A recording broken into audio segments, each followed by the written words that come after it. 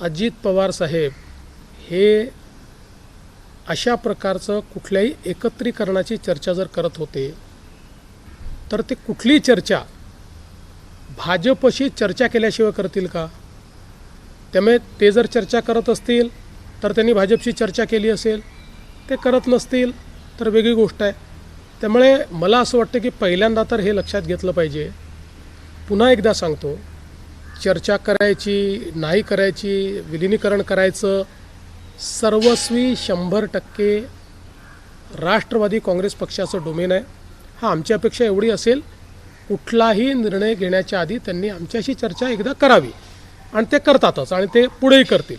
त्यामुळे याही संदर्भात दुसरं, समजा अजित पवार साहेब अशा प्रकारच्या चर्चा करत होते तर ती चर्चा ते NDAतनं बाहेर पडण्याकरता करत होते का?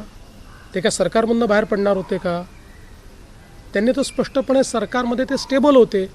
त्यामुळे रोज काहीतरी कन्फ्युजन तयार करायचं आणि मग आपली इकोसिस्टीम वापरून ते कन्फ्युजन इको करायचं, ही पद्धती अयोग्य आहे, ही योग्य नाही आहे.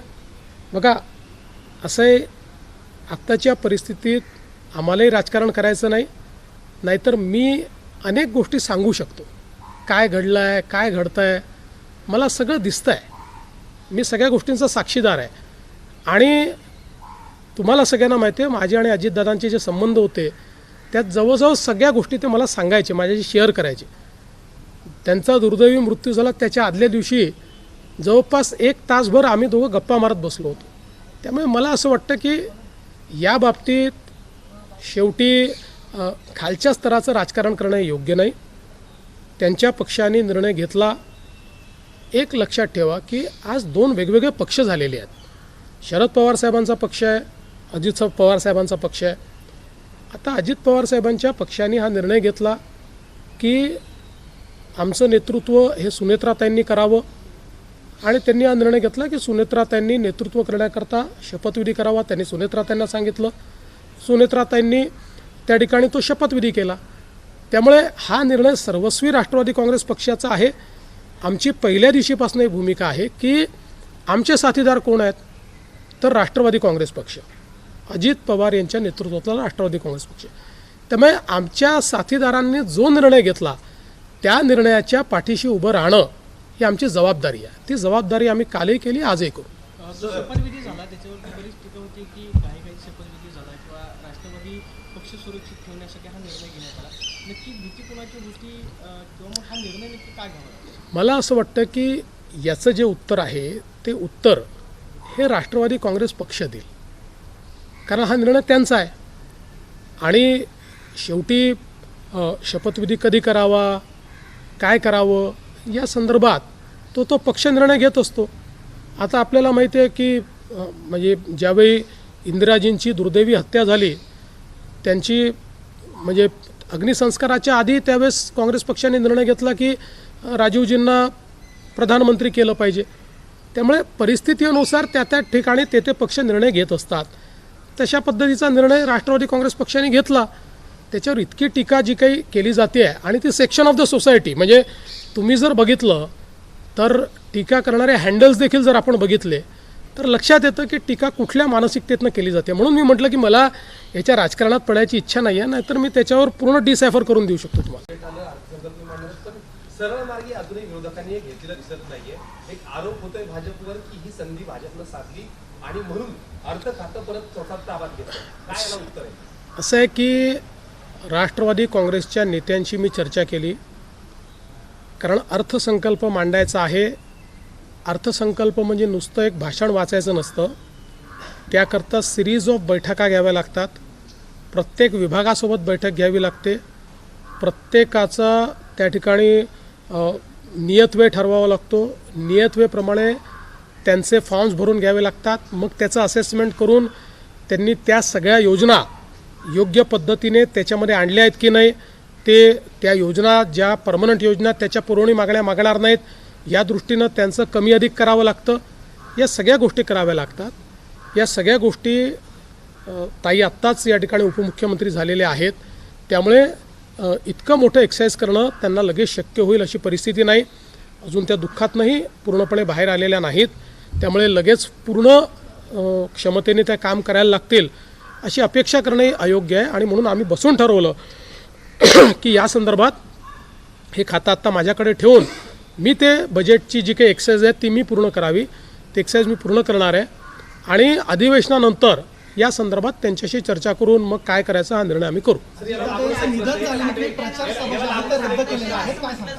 नाही, मला मुळातच आता अशा परिस्थितीमध्ये जिल्हा परिषदेच्या निवडणुकीत मी प्रचाराला उतरावं हे काही मला योग्य वाटलं नाही.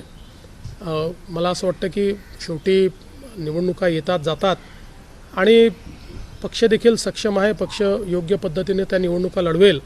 पण आता मी जाऊन त्या ठिकाणी जाहीर सभा करायच्या आणि त्याच्यामध्ये शेवटी काही राजकीय वक्तव्य देखील होतात.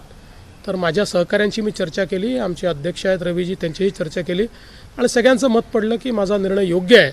मी त्या ठिकाणी प्रचाराला न जाणं हे योग्य आहे. मी सगळ्यांना एक आव्हान करीन की बाबा तुम्ही आमच्या भारतीय जनता पक्षाला किंवा महायुतीला मतदान करा. तेवढं त्याच्या पलीकडे मी काही प्रचाराला जाणार नाही.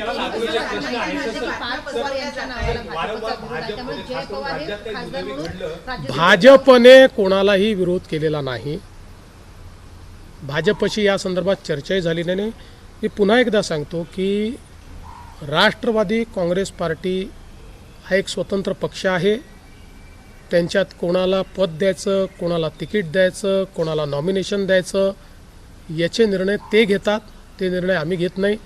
यापूर्वी तुम्ही पाहिलं असेल जेव्हापासून ते आमच्यासोबत आले, कोणाला खासदार करायचं, कोणाला आमदार करायचं, कोणाला अध्यक्ष करायचं, कोणाला सचिव करायचं, त्यांचे सगळे निर्णय हे त्यांनी घेतले आहेत. कोणाला मंत्री करायचं निर्णय त्यांनी घेतलेले आहेत.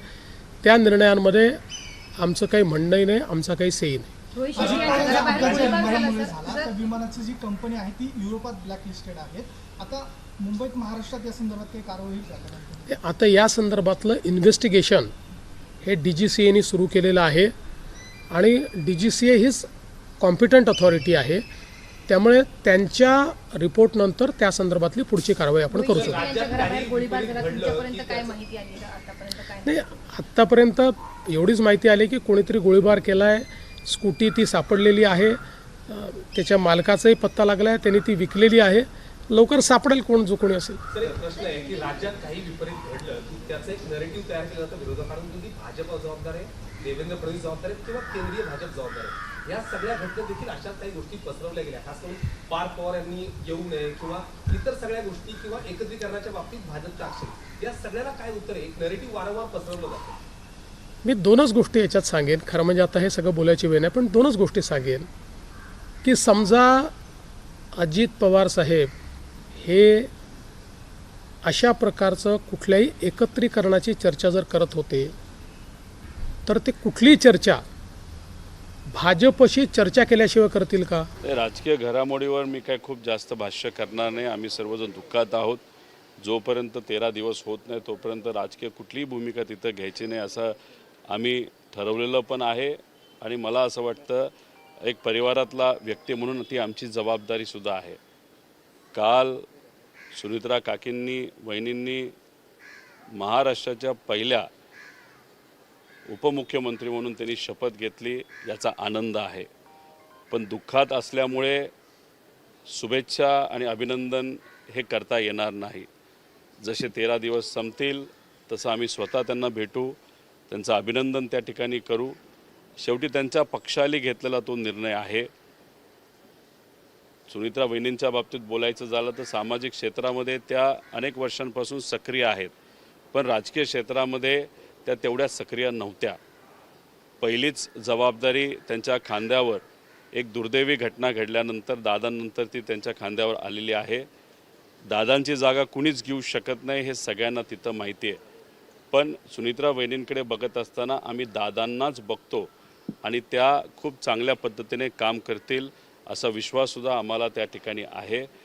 राजकारण काय झालं कसं झालं याच्याबद्दल आज नाही, पण 13 दिवस झाल्यानंतर मात्र या बाबतीत आम्ही स्पष्टपणे त्या ठिकाणी भूमिका घेऊ. पवार कुटुंबियांना या संपूर्ण शपथविधी असेल किंवा इतर गोष्टींची माहिती होती का? कारण विलिनीकरणाची चर्चा काल पवार साहेब देखील म्हटलेले आहे की विलिनीकरणासंदर्भातली चर्चा ही सुरू होती. दादांची इच्छा होती की 12 तारखेला दोन्ही राष्ट्रवादी एकाच मंचावरती एकत्र येणार, हे देखील ठरलेलं होतं. त्या पूर्ण प्रक्रियेमध्ये गेल्या 3 ते 3.5 महिन्यामध्ये मी स्वतः होतो. अनेक वेळा दादांना मी भेटलो होतो. दादांबरोबर काय संभाषण झालं, कसं झालं हे आज या ठिकाणी मी सांगणार नाही. 13 दिवस होऊ द्या, या बाबतीत मी स्पष्टपणे त्या ठिकाणी सांगेन.